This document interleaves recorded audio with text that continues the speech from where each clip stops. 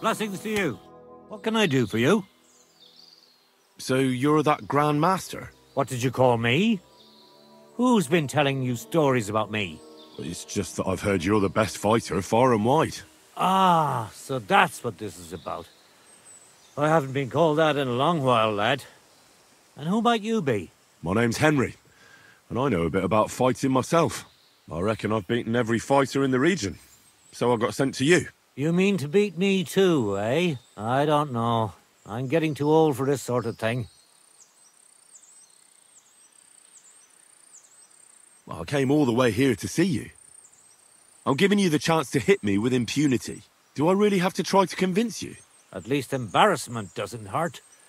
But bruises, cuts, and a broken nose, on the other hand. I've been through a lot worse. You won't dissuade me with that. All right then. If it's really what you want, let's dance. But I have two conditions. First of all, we'll only fight once. I don't want you begging for a rematch when you lose. And second, the fight ends when one of us gives up. I don't want to have to try to revive you. Got it? All right, agreed. Should we get right into it? Fine. Let's get this over with. Let's go over there, so you don't trample my herbs. Ready? Ah!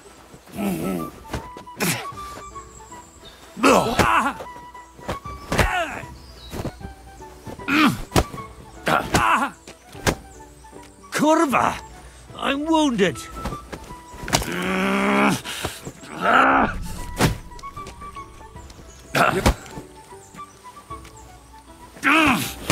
There. That's that.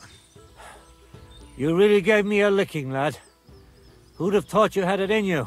You pack a hell of a punch yourself. For a herbalist, that is. Well, now what? I'd hate to send you home empty-handed. I didn't challenge you for money. And I'm not offering you any. Let me clean up your wounds at least. Or I could show you how to treat them yourself. What do you say? Actually, why not? I could stay for a little while. That's more like it. And listen, what if that moment were to last a little longer? I have some lovely aged mead here. We could chat a while. I don't get many visitors here. Did you say mead? Homemade, my friend. Come, let's have a toast to our fight. Come on, have another with me. Another one? This'll be the 7th, I think. I'm not a fish. Don't be like that.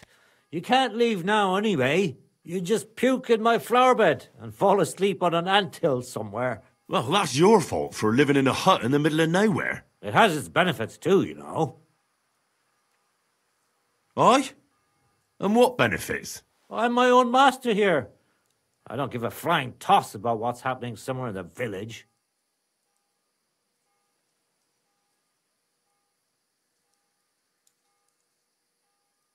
Isn't it a bit of a lonely life? Don't make me out to be some kind of hermit. I get people coming here for herbs, salves, and once in a blue moon, someone comes and challenges me to a fight. Does that happen often? Not the fighting part, but people have been coming here for herbs more and more often. If they're polite and ask nicely, I even let them pay me back later. Times are tough. Sounds pretty boring. You might be surprised. It can get pretty scary in the woods at night. Especially now, with all those bandits roaming the region. Aren't you afraid they'll come here? What would they do here? I'm just a dirty herbalist with a hut full of dried plants. Unless they're at death's door themselves. What would you do if someone like that came to you? I don't rightly know myself. A broken leg or a dagger in the gut hurts everyone the same. That's true. But when I just think about that scum going off and killing someone the next day, it sends chills down my spine. What made you move to this lonely place? You think someone forced me?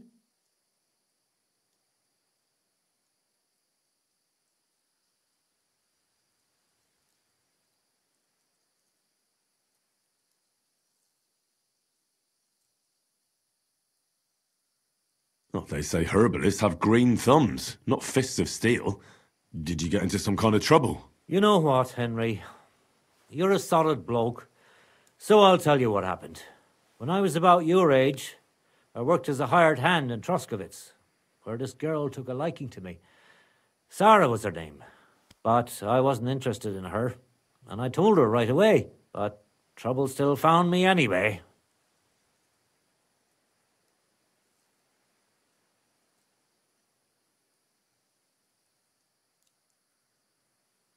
Did that drive you into the wilderness? Not right away.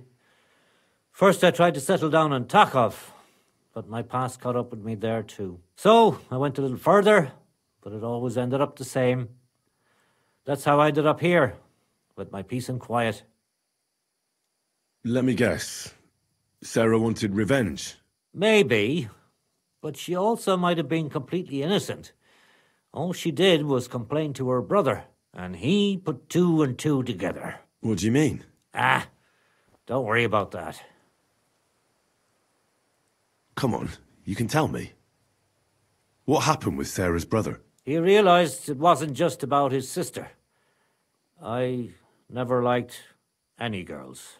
I reckon he'd found it odd for a while, and Sarah just gave him a reason to confront me about it. He gathered some of his friends, and they came to explain how they treat animals like me. But if it's true what they say about you, you beat them all up, right? Or are those just rumours? No, it's true.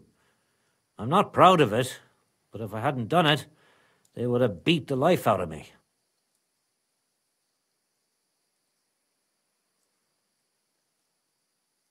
I'm sorry to hear that. But I don't think you did anything wrong to anyone. I reckon you're the only one around here who thinks that. The locals think the worst of me. They don't even try to hide it. But as soon as they have a cut or an itch, they come running for help. And you're more than happy to help them. Doesn't their behaviour bother you? It does. But at least they don't threaten to burn my hut down, which makes a pleasant change. Do you live here all alone? In a wilderness like this? What wilderness? Walk a few paces and you come to a bloody great castle. And I'm not really alone. Animals are company too. I understand. I prefer being on my own as well. But don't think I'm a hermit. People sometimes come to get ointments or herbs, and I'm glad to see them. But greeting neighbours and listening to gossip every day, I'd rather not, thanks. It's true, I don't always sleep easy here. The castle may as well not be there for all the protection it gives me.